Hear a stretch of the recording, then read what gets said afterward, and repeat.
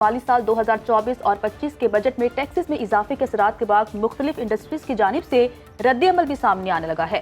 पहले आटा डीलर्स हरकत में आए, सीमेंट इंडस्ट्री भी टैक्सेस के खिलाफ खुलकर सामने आ गई है। विद होल्डिंग टैक्स के निफाज के खिलाफ सीमेंट डीलर्स की हड़ताल 5वें रोज में दाखिल हो चुकी है। सीमेंट डिस्ट्रीब्यूशन एसोसिएशन ने बजट में टैक्सेस के इजाफों के खिलाफ हड़ताल का ऐलान कर दिया है।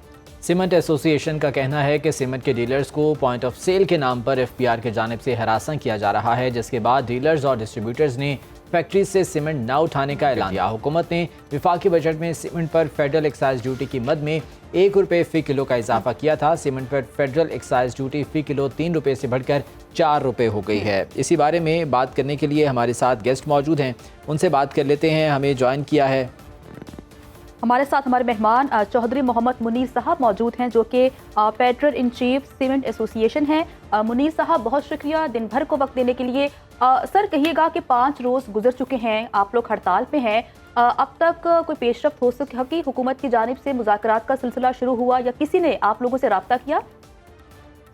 कोई रब्ता नहीं हुआ। हम तो इस चाहते हैं कि कोई रब्ता करे ताकि हम अपने जो भी मुतालबात, जायज़ मुतालबात हैं, बताया जाए, क्योंकि हमारे पास बहुत से ऐसे मसले खड़े हो गए हैं कि हमें काम करना मुश्किल हो गया है। सबसे पहले तो मैं छोटी सी बात आपको बताता हूँ। ये कहते हैं जी पीएस लगा लें। अब पीएस कैसे लगेगा? मतलब पीएस लगाने में हमें तो हर्ज कोई नहीं है, लेकिन उसका सिस्टम ही नहीं है।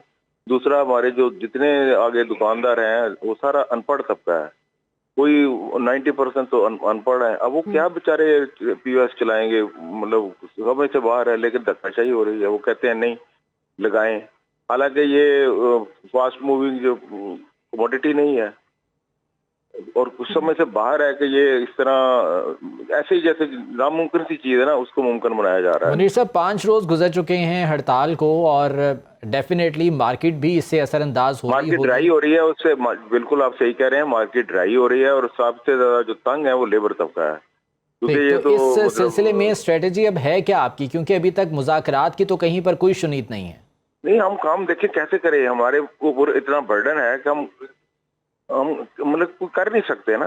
मतलब एक चीज जो ठोस दी गई है वो मुमकिन नहीं है।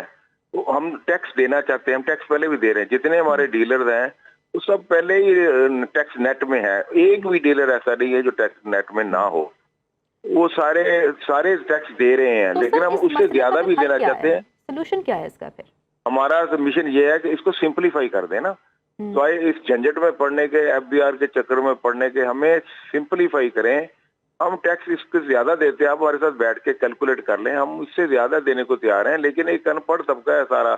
आप सीमेंट की दुकान पे खुद चले जाएं, आपको चीज खरीदें, आप देख लें, तो यानी दिन में सारा बेचारा 50 बोरियां बेचेगा, 100 बोरी बेचेगा, उसी से अपने गुजरकात करता है, साथ रेत बेचेगा। उसके पास ना कोई चीज है, ना वो पढ़ा लिखा है। अब वो उसको पीएस लगा के क्या करेंगे? आप फिक्स कर दें, हमें भी फिक्स कर दें, दुकानदार को फिक्स कर दें, जितना टैक्स लेना चाहते हैं आप ले लें।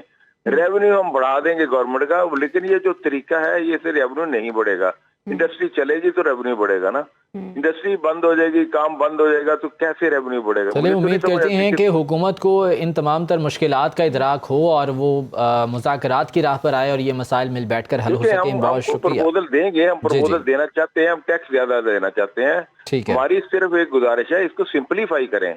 आप इसको जितना कॉम्प्लिकेटेड करते जाएंगे, एक अनपढ़ आदमी है वो क्या करेगा? मतलब आप सिंप्लीफाई करें, आप टैक्स ले लें हमसे। यकीनन जो कॉम्प्लिकेटेड चीजें हैं उन्हें सिंप्लीफाई करने की जरूरत है। बहुत शुक्रिया Chaudhary Mohammad Munir sahab, patron in chief cement association हमारे साथ मौजूद थे और इस बारे में सारे ख्याल कर रहे हैं।